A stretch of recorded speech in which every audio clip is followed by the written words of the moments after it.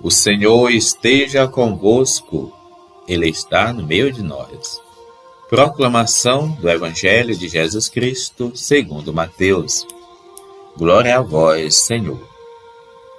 Naquele tempo, Jesus tomou consigo Pedro, Tiago e João, seu irmão, e os levou a um lugar à parte sobre uma alta montanha, e foi transfigurado diante deles. O seu rosto brilhou como o sol, e as suas roupas ficaram brancas como a luz. Nisto apareceram-lhes Moisés e Elias, conversando com Jesus. Então Pedro tomou a palavra e disse: Senhor, é bom ficarmos aqui. Se queres, vou fazer aqui 3 tendas, uma para ti, outra para Moisés e outra para Elias. Pedro ainda estava falando, quando uma nuvem luminosa os cobriu com sua sombra. E da nuvem uma voz dizia: Este é o meu Filho amado, no qual eu pus todo o meu agrado. Escutai-o. Quando ouviram isto, os discípulos ficaram muito assustados e caíram com o rosto em terra. Então Jesus se aproximou, tocou neles e disse: Levantai-vos e não tenhais medo. Os discípulos ergueram os olhos e não viram mais ninguém, a não ser somente Jesus. Quando desciam da montanha, Jesus ordenou-lhes: Não conteis a ninguém esta visão, até que o Filho do Homem tenha ressuscitado dos mortos. Palavra da salvação. Glória a vós, Senhor. O relato da transfiguração de Jesus é antecedido pelo anúncio da paixão, que está lá no capítulo 16, versículos 21 a 23 do Evangelho também de Mateus, e de uma instrução sobre as atitudes próprias dos discípulos, convidando-os a renunciar a si mesmo, a tomar sua cruz e a segui-lo, no caminho do amor e da entrega total da vida. Segue-se o episódio da transfiguração. A cena constitui uma palavra de ânimo para os discípulos, para todos os que acreditam em geral, pois nela manifesta-se a glória de Jesus e atesta-se que ele é, apesar da cruz que se aproxima, o Filho amado de Deus.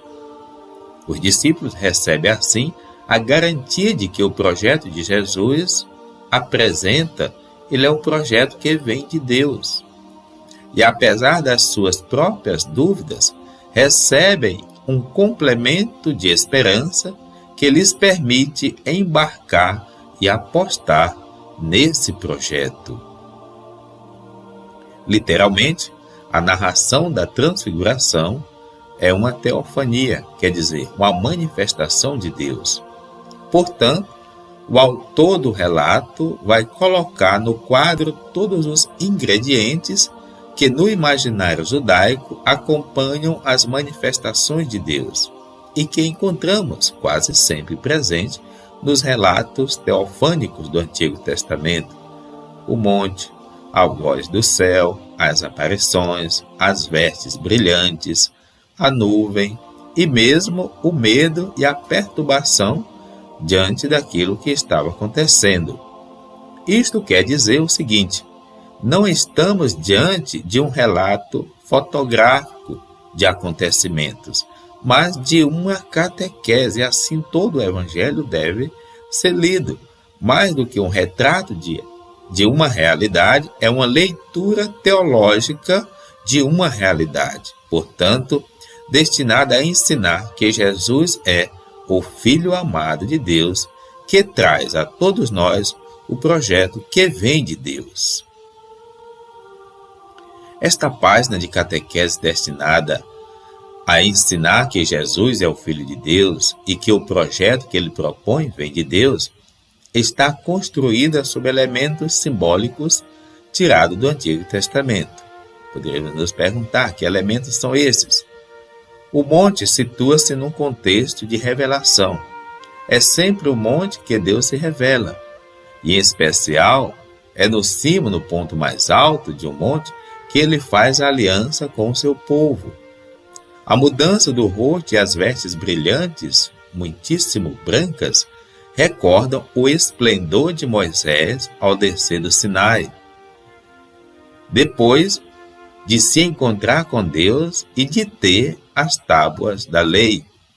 A nuvem, por sua vez, indica a presença de Deus. Era na nuvem que Deus manifestava a sua presença quando conduzia o seu povo através do deserto. Moisés e Elias representam a lei e os profetas, que anunciam Jesus e que permitem entender Jesus. Além disso, são personagens que, de acordo com a catequese judaica, deviam aparecer no dia do Senhor, quando as manifestações e salvação definitiva acontecesse. O temor e a perturbação dos discípulos são a reação lógica de qualquer homem ou mulher diante das manifestações da grandeza, da onipotência e da majestade de Deus. As tendas parecem aludir à festa das tendas, em que se celebrava o tempo do Êxodo, quando o povo de Deus habitou em tendas no deserto. A mensagem fundamental, colocada aqui com todos esses elementos, pretende dizer quem é Jesus. Recorrendo à simbologia do Antigo Testamento, o autor deixa claro que Jesus é o Filho amado de Deus, em quem se manifesta a glória de Deus. Ele é também esse Messias libertador, o Salvador esperado por Israel, anunciado pela lei, pelos profetas, por Moisés. Mas ainda, ele é o novo Moisés, isto é, aquele através de quem o próprio Deus dá ao seu povo a nova lei e através de quem Deus propõe aos homens e às mulheres uma vida nova, uma nova aliança. Serão libertados por Jesus. Por isso, o projeto de vida é um projeto realmente novo. Esta apresentação tem como destinatário os discípulos de Jesus. Esse grupo desanimado e frustrado, porque no horizonte próximo do seu líder está a cruz, e porque o Mestre exige dos discípulos que aceitem percorrer o caminho semelhante. Aponta para a ressurreição, aqui está anunciada pela glória de Deus que se manifesta em Jesus, pelas vestes brilhantes, muitíssimas brancas, que lembram a túnica branca do jovem sentado junto ao túmulo de Jesus e que anuncia às mulheres a ressurreição, e pela recomendação final de Jesus que não contasse a ninguém o que tinham visto, enquanto o Filho do Homem não ressuscitasse dos mortos. Diz-lhes que a cruz não será a palavra final, pois no final do caminho de Jesus e, consequentemente, dos discípulos que seguirem Jesus, está a ressurreição, está a vida plena, a vitória da vida sobre a morte. A palavra final para o desejo, manifestado por Pedro, de construir 3 tendas lá na montanha, como que se pretendesse assentar e ficar por ali mesmo, o pormenor pode significar que os discípulos queriam deter-se nesse momento de revelação gloriosa, ignorando o destino do sofrimento de Jesus. Jesus nem responde à proposta. Ele sabe que o projeto de Deus, esse projeto de construir um novo povo de Deus e levá-lo da escravidão para a liberdade, tem de passar pelo caminho do dom da vida, da entrega total, do amor até as últimas consequências. A questão fundamental expressa no episódio da Transfiguração está na revelação de Jesus como o Filho de Deus, que vai concretizar o projeto salvador e libertador do Pai em favor de todos nós. Pela transfiguração de Jesus, Deus demonstra a todos nós, e em todas as épocas e lugares, que há uma existência feito dom, não é fracassada. Mesmo se termina na cruz, a vida plena e definitiva espera no projeto do caminho todos aqueles, como Jesus, foram capazes de pôr a sua vida a serviço do próximo. Na verdade, muitas coisas em nós precisam fazer a experiência da transfiguração. Muitas coisas em nossas vidas realmente precisam experimentar uma nova realidade. É necessário, sim, ouvir a voz do Pai, este é meu Filho amado. É necessário, sim, permanecer próximo a Jesus, dado que a ressurreição em Cristo é fato, a ressurreição em cada um de nós também não é um sonho, não é uma utopia. Ela pode e deve ser realidade para que em Cristo, por Cristo e com Cristo, a nossa vida seja carregada de sentido.